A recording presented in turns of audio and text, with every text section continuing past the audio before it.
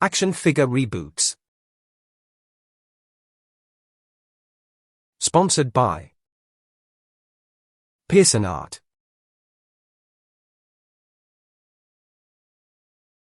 Hello, and welcome back. Today we're looking at a Mego Soldier Ape, released in 1974 as part of Mego's Planet of the Apes collection.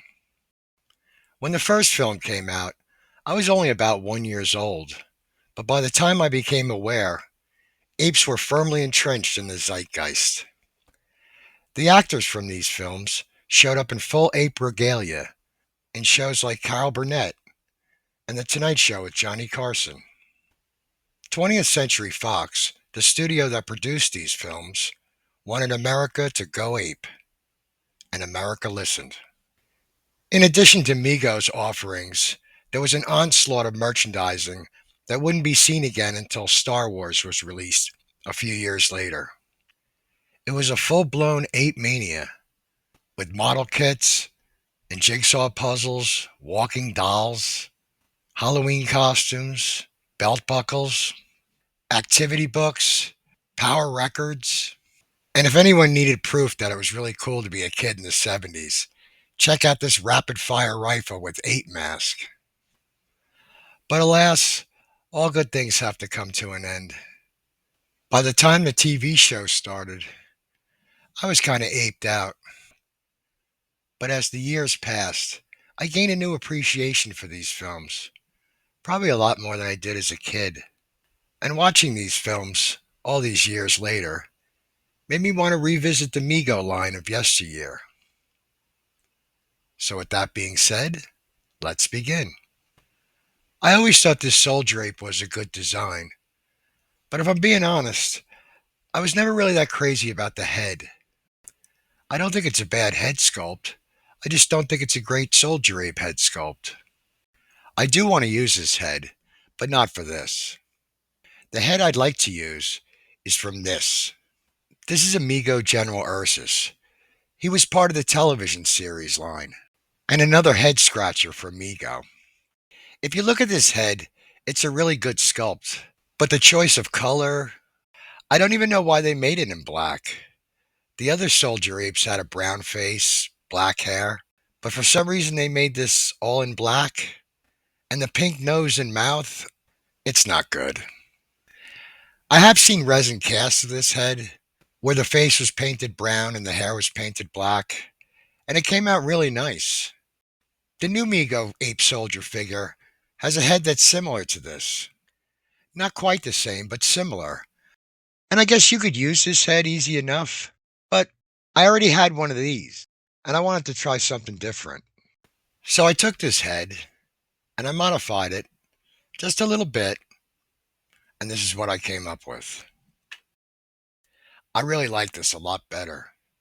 It's a little bit different than the original, but I think that's okay.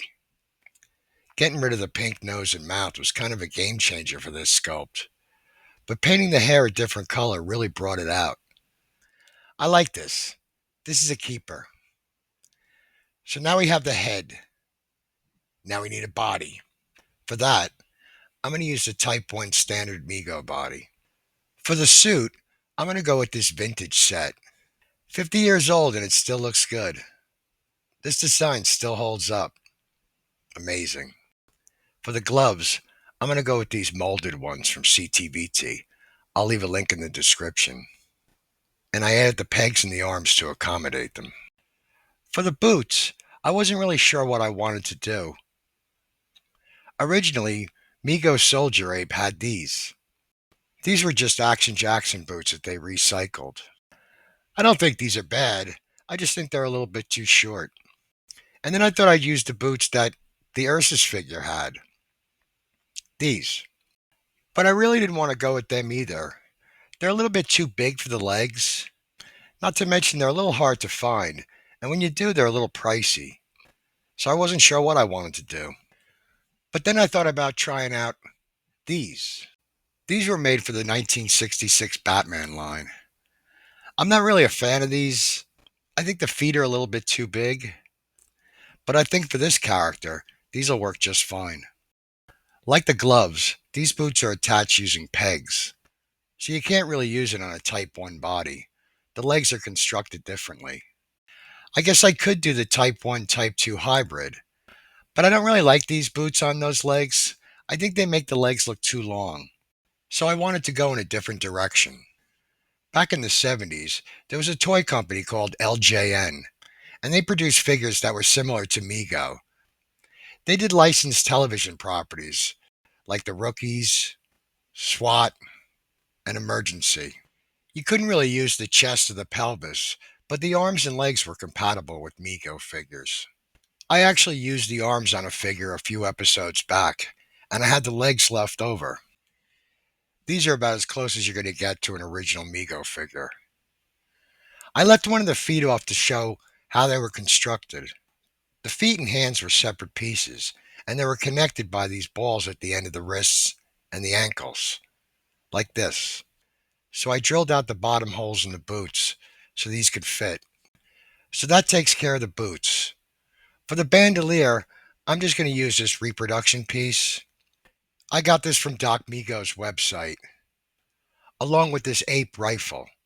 I'll leave a link in the description. All right, we got all the parts. Let's put it together and see what we got. Okay, I'm digging this. I really like the way this came out.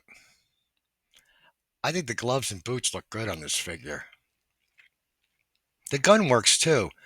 I don't know where Doc Mego got this from. It looks like it's a resin cast. I think it may have been from one of the models. But I really like the suit. As I said earlier, I think it really holds up. It's not exactly screen accurate, but that's okay. I think it's brilliant in its simplicity. I'm really happy with this head too. I kind of like it like this. I guess you could make a resin cast of it and paint it in the proper colors. But I kind of like it better this way. It's a factory made head. And I'll take a factory made head over a resin cast any day. So I guess that about wraps it up for this episode. If you enjoyed this video, hit the like button, subscribe, share, comment. I'd love to hear from you. And until next time, ladies and gentlemen, always remember and never forget, think outside the box.